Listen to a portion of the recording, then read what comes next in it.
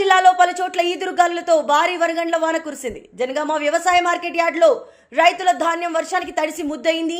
కొంత ధాన్యం వరదలో కొట్టుకుపోయింది. జనగామ, లింగాల, గణపురం, రంగనాథ్పల్లిలో మండలంలో కురిసిన వర్షానికి పంట నేల రాలింది. పలు చోట్ల రహదారులపై చెట్లు నెలకుడిగాయి. అకాల వర్ష రైతులు నిండా ముంచిందని రైతులు ఆవేదన వ్యక్తం చేస్తున్నారు.